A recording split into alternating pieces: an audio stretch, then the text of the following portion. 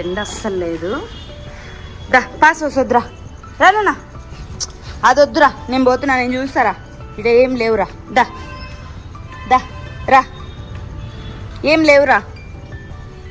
ఏముంటాయో ఏమో దీనికి, కుక్కలు ఉన్నాయంటే పోదు అసలు.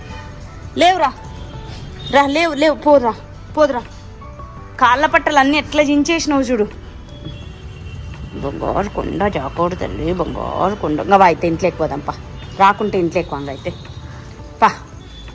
అజ్జి వస్తుందేమో, పోయి రాపోరా అంటే నువ్వు పడుకో.